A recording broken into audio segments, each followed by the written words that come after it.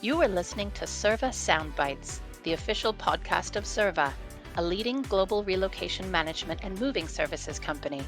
Let's get started. Hi, welcome to Sirva Soundbites, where we aim to connect, inform, educate, and entertain our listeners. I'm Hannah Richardson, Senior Vice President, Global Strategic Services at Sirva. And we are very honored to have Sally Tomte, SVP Global Customer Experience Operations at Sirva, join us on our podcast today. Thank you, Hannah. Hello, everyone. I'm Sally. I'm thrilled to be with you all today. Well, I think let's get started and dive straight in. And today we are going to explore the topic of women in leadership. So, Sally, I'm curious. Can you share with us some of your earlier life experiences and tell us what kind of informed and shaped your ambition to go into business? I grew up on a working dairy farm. So I learned what hard work is at a very, very young age. And when I was about 14 or 15, I started working at a supper club, which is basically a restaurant with, great dining and it has a very social environment. And I just loved interacting with all different types of people. And I also really loved creating a great dining experience for people. And I also observed at that age the owners of this establishment, they'd have a lot of conversations about the food and beverage and what really drove revenues into that business. And I was really intrigued by that. When I was in my high school years or secondary years of school, I was very analytical. Math came very, very easy to me. I actually was taking college courses while I was still in secondary or high school. So I knew very early on I wanted to be in some sort of business environment. And I actually thought I would end up in more of finance or a accounting type area. But when I was in college, I took a couple marketing and international studies classes that really intrigued me. Um, and I really decided at that point I wanted to shift and go more into a business administration role. That's what my degree was in, with an emphasis Yeah. on international studies. And my first job out of college, I didn't even know that the moving industry existed, but I worked for a moving and storage company that specialized in moving people both internationally and US domestically. And this job allowed me really to interact with lots of different types of people. There was this international aspect that I was really curious and really excited about. The job was based in sunny California, so it took me out of the Nice. snow of north central United States, and really all my dreams were coming true. So, It's Hannah, what? incredible, isn't it? Yeah, I was going to say, Sally, it's really incredible when you look back and there's a theme there, from a young age, you wanted to work. Mhm. And was that the association of sort of hard work in as well and some form of financial reward that came through? It was a combination of both. Yeah. I was very fortunate. My parents, took very good care. I always had food and a strong household, and I was very well taken care of, but I enjoyed making my own money Fine. as Yeah. well and being having that financial independence. So it was kind of driven from a lot of different angles. Yeah, and I can relate to that because I had very similar experiences to you, sort of from the age of 14, 15, working in hospitality as well. Um, but it was actually for me, my dad actually worked for a French oil company. And as part of the leadership that they had within Total, they would actually relocate families all across the UK sort of every 3, 4 years. So my introduction to relocation actually came about from 6 different moves that we undertook as a family all across the United Kingdom. We never went internationally, but for me, that kind of started to inform, I think, my desire for travel and experience, be it either domestically and internationally.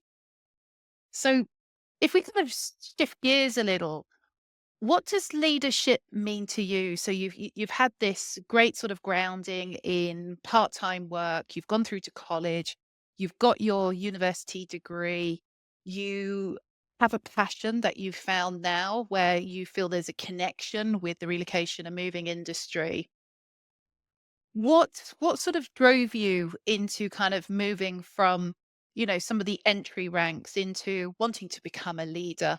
And what does leadership mean for you on a professional level? Oh, I could go on for hours on this topic. This is one I love. My view of leadership really has evolved a lot over the years. I've always been a really strong communicator and have been able really to set vision of what I want to achieve for my teams, where we want to go. As a young leader, I was very metric driven. But I also like to have fun with my teams, which that hasn't changed at all over the Yeah. years. And I always led by the principle that I would treat my teams as I wanted to be treated. So values like trust and respect have always been really, really important to me. Um, as I grew in my leadership role and my teams grew, I really learned to listen more and talk less. Mm, interesting. Yeah. And as you're listening, if my teams are listening today, my current team, they probably say she still talks. A lot." So I even work at this one hard. But but listening is really important, not only as my teams grew, but as I grew teams throughout geographies throughout the world.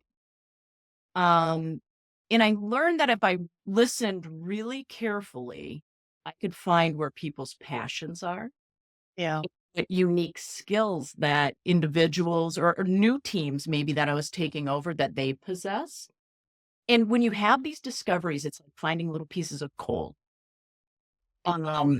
Because then you can shape different types of opportunities for people and really unleash their talents, allowing them to shape new and exciting developments for the business and for themselves personally.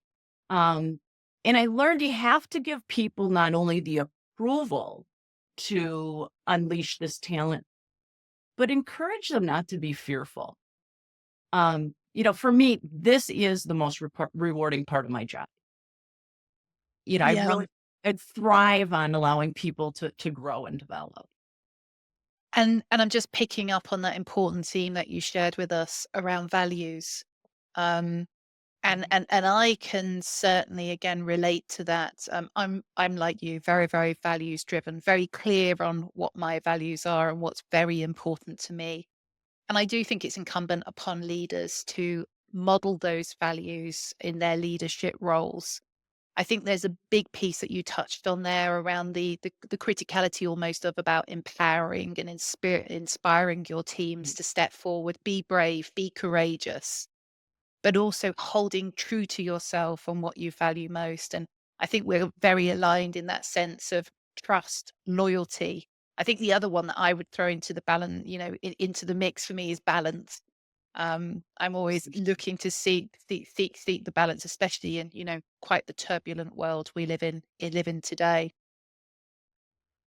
So we've kind of sort of explored sort of the earlier part of Sally's life Mhm. and going through to college and those first experiences of coming into the workforce and really finding this passion to lead and inspire people. But of course, our journeys are quite long. We're a similar age, and we've been working now for, I want to say, 3 decades, more than 3 decades.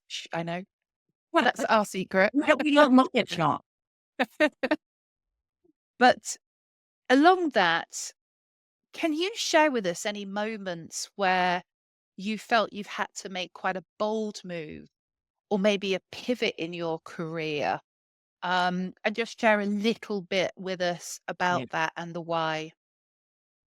Yeah, I had a pivotal moment, I think, really early on that really drove a lot of my success. So when I started, I worked at the moving company and I went into a relocation management organization. And the service delivery is very segmented back then. One person managed household goods, one person managed home sale, one person managed expense. And the company was trying to piece this together. They had about four people that were doing home sale and expense together. But they tapped me on the shoulder and said, would you be willing to try piecing all this together and delivering what is the consultant today?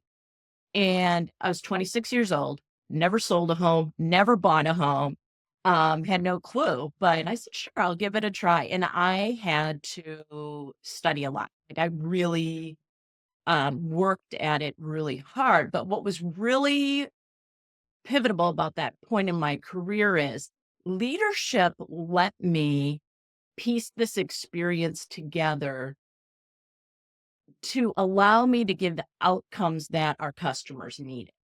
Yeah. So again, it's that whole concept of giving, empowering people and giving it. I Okay. was given that authority.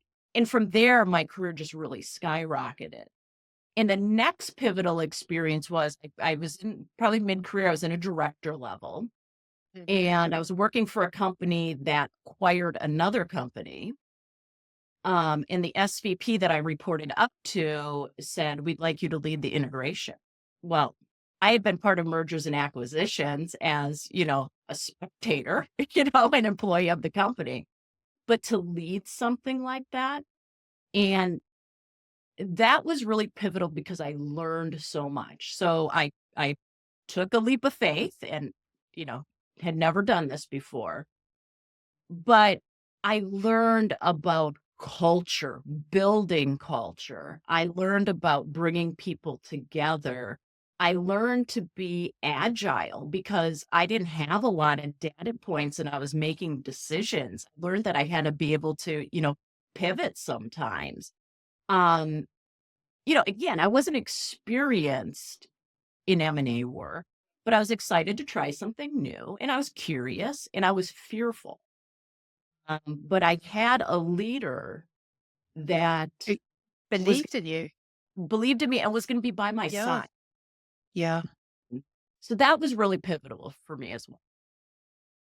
Yeah, it's interesting listening to your stories because there's a lot of grit and determination that comes out as a theme in what you've shared. And I think for women listening, especially, I think those behaviors are really, really important that we lean into.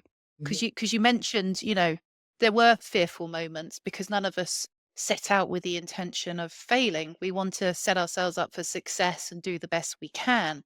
But quite often, having another leader by our side who has the belief and faith in us just is quite often what we need to be able to go out and succeed. My pivotal moments are a little bit different actually. Um, I remember being quite heavily pregnant with my second child, and I was actually 8.5 months pregnant, and a role had come up internally that I really wanted. And I think to the surprise of some people, I put myself forward, and I remember going up to the interview and thinking, "Crikey, my wardrobe is a little bit limited on what I can choose to wear today." And, and I got the role. And there was a huge learning moment for me in that, you know, particularly women who may have been fearful about stepping forward, pregnant to go for a promotion, may have chosen not to have done that. And I do remember that point of reckoning where it's like, "Crikey, Hannah, you're doing the right thing here." And then that other voice was saying, "Absolutely, you're doing the right thing here. Why should, just because only women can carry children, should you not? What should that preclude you from going for the role?"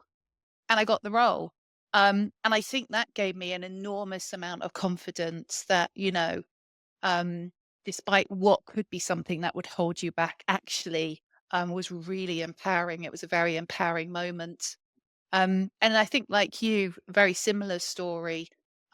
when I was asked in the prior company to lead our global transformation and really set our company on that trajectory of experience and really delivering um, and understanding what true delivery of customer experience from a service design perspective is all about. So I think that that was another pivotal moment there. So, given that we have let the secret out the bag now that we have worked, I think collectively between us far more than 60 years, can you share with the audience how you keep your momentum? How have you managed to consistently perform over the last 3 decades? What's your drive? What are your secrets? Yeah, that's a great question. You have to have balance. Yeah. And I learned that the hard way. Hmm. Um, health is key. And I became really ill when my daughter was about 2 years old. And at that time, I was in a role that required me to travel a lot. And I just physically could not do it anymore. And it got to a point where I really had to, make a choice and quit my job. And Wow. I found a new role that allowed me, I didn't have to travel as much, but it really allowed me to focus on my health in the way that I needed to focus on it. And since then, I've made that a priority. I really have kind of this, I'll call it a tripod, mind, body, spirit. Yeah. So, for the body part, I schedule every day some sort of workout. I'm super active. I love to run. My joints don't like me running as much anymore. But I have a Peloton and there's great, whether it's weight training or cycling or stretching. Yeah, I love hot yoga. That's been a real game Mm. changer for me, for my health and well being. So I always make time for that every day. On the mind side, you have to be a continuous learner.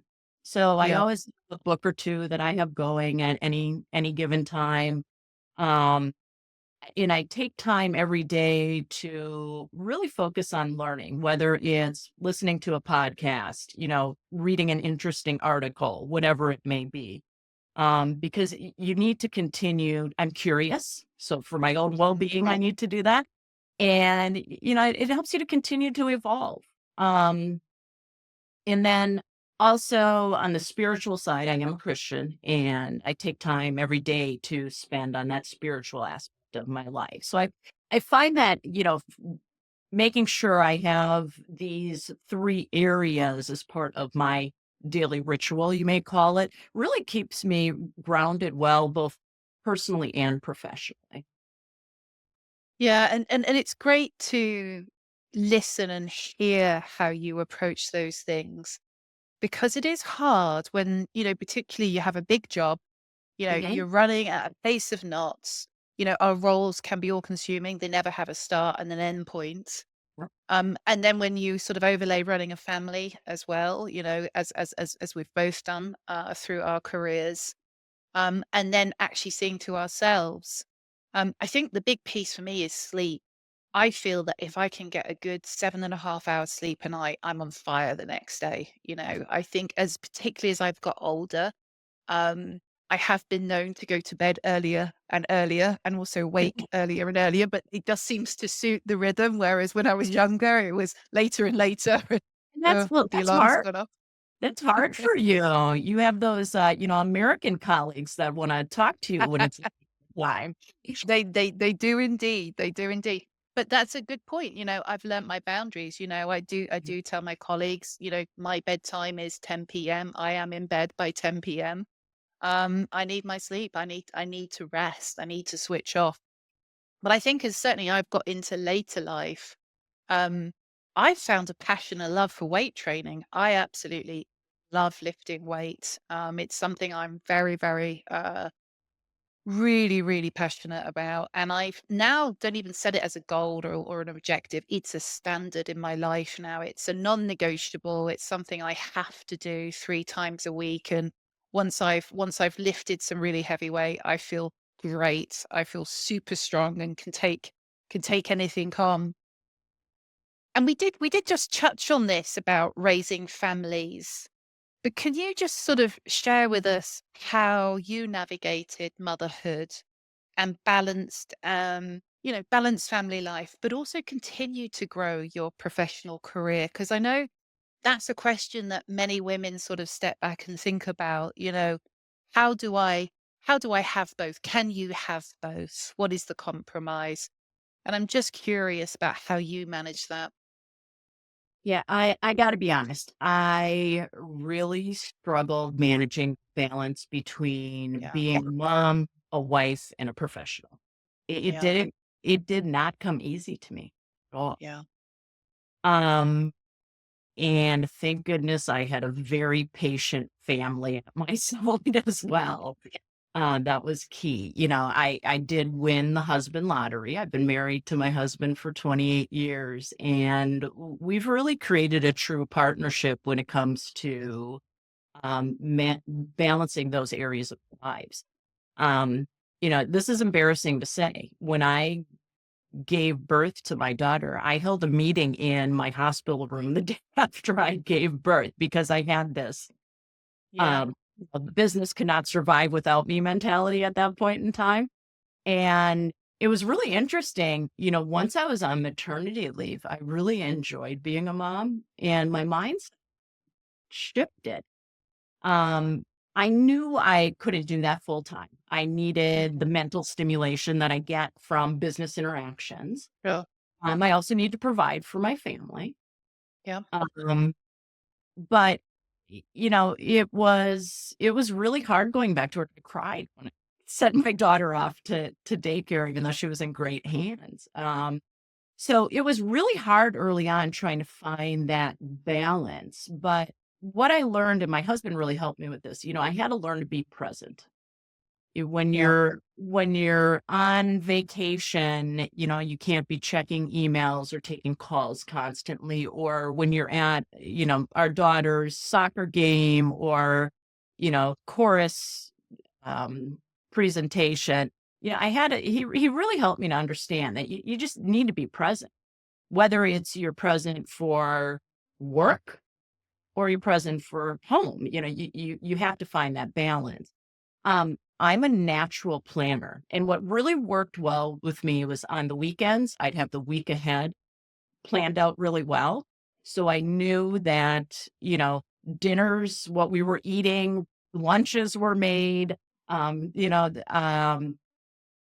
I built a really good network also, other moms that needed Yeah. the same kind of support and just getting kids to and from activities, or if I needed some after school help for a little bit. Um, Building that network is really critical of managing. And then I had to learn to say no sometimes. Yeah. And the power of no as well. Yeah. It's quite a phenomenal word actually when you know your boundaries. I think that's where our stories are quite different. Sadly, my first marriage didn't last, and I suddenly found myself on my own with a 5, a 4, and a 2-year-old.